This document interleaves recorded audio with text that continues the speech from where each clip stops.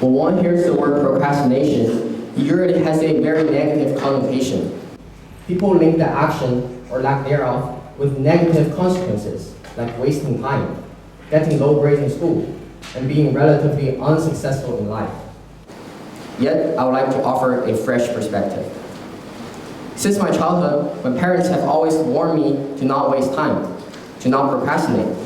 And indeed, I have obediently followed their advice throughout my academic life. In primary school, I'll finish my homework within the hour after arriving home. Then I'll play the piano for an hour. Only after that would I go out to play with friends. In middle school, I will use my afternoons trying to finish as much work as possible so that I'll have more time after school. In high school, I've been doing the same. Every afternoon, I'll go to the library to study and will only rest after all my work is complete, which is usually late at night. I've never adopted my time management technique until recently. You see, it was 4 days before an important chemistry exam. I had been working on other homework assignments until well past midnight. After several hours of reading, writing, and reviewing, I was exhausted and wanted nothing more than to get in bed. But then I remembered this upcoming chemistry exam, so I naturally decided to reviewing for it. But I was too tired to focus, and I kept making mistakes. This made me feel very agitated, and I was angry at myself. Observing my actions, my dorm mates asked me why I didn't just wait until the next day or review the materials with fresh eyes. They said that my current study method is inefficient and that it would be prudent to take a good night's rest and focus on reviewing the following day. I scoffed at their advice because I didn't thought I would have enough time to review only 3 days prior to the exam. I further thought that the best course of action would be to review a little bit every day so that I can use my time efficiently and avoid applied procrastination. So, to my detriment, I reviewed extremely inefficiently until 1:30. The next day was utterly wasted. I was too tired and I kept falling asleep in class, which led me to spend more time on my homework than usual because I need to relearn the concepts. The decision I made to stay up late clearly did not make my studying more efficient. Instead, it has the opposite effect, leading me to waste more time. My goal of never procrastinating now seemed foolish. I wasn't able to find a healthy balance between being proactive in my studies and taking time for myself. My story is the exact opposite. Being a seasoned high school student, I've set 3 goals for myself that serve as my guide throughout each school year. Organize my locker well, sleep before 12, and never procrastinate. Unfortunately, my perfect plan for my sophomore year has fallen short of my expectation. Fortunately, I don't have to bother myself too much to achieve something that's impossible to achieve. I am an extreme procrastinator who will never, ever try to finish any work beforehand.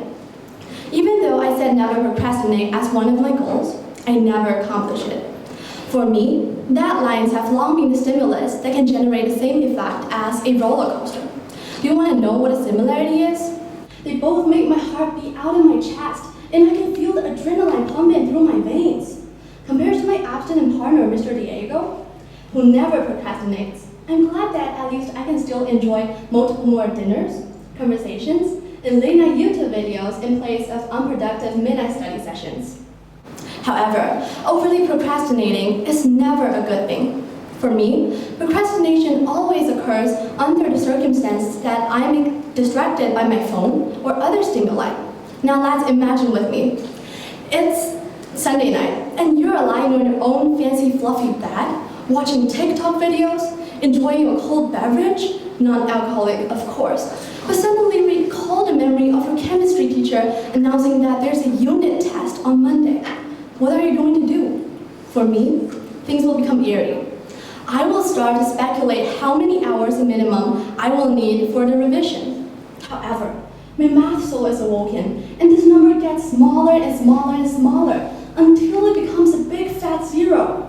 Basically, what happened is, I will format an internal persuasive speech in order to convince myself that, based on my current knowledge deposit, I can get a B without trying. And there are several free periods tomorrow before the exam for me to fight for an A. I let time fly as I ponder these things.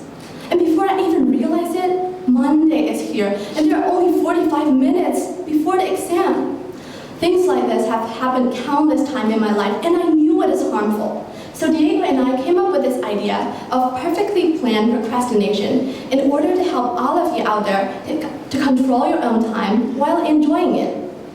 According to PubMed.org, my personal experience can be defined as passive procrastination, which compares to active procrastination is extremely devastating to one's productivity.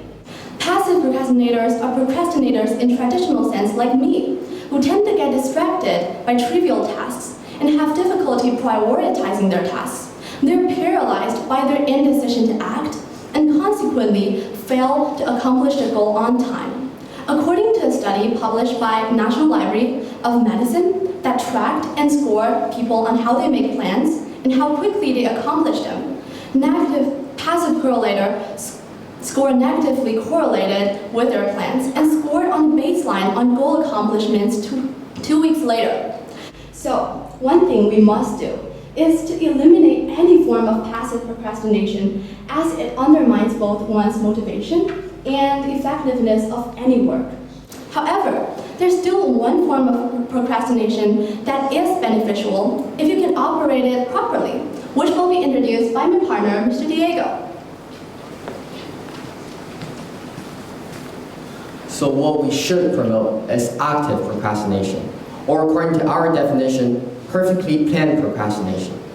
Instead of being passive, we should be active in managing our time. One way to conduct perfectly planned procrastination is to deliberately delay work and use the impending deadline as motivation to complete the work with high quality. Another way is to do the least important tasks first and procrastinate on those more important ones. But finish all the smaller tasks first, one builds confidence in their productivity and can then focus their energy on the important tasks that remain. This provides people with more free time in the beginning and make them less stressed about the remaining tasks.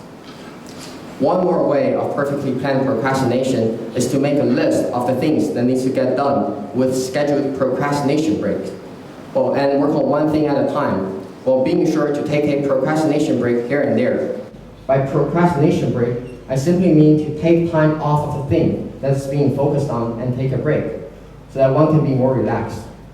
By working then procrastinating, one can better focus on the task at hand and will therefore be less stressed throughout the day. Overall, procrastinating too much is a self-destructive action that each and every one of us should avoid. But if you're going to procrastinate either way, at least opt for the perfectly planned or active procrastination. This should be the right path for most of you out there, since it equally distributes your energy, increases your concentration, and reduces levels of stress.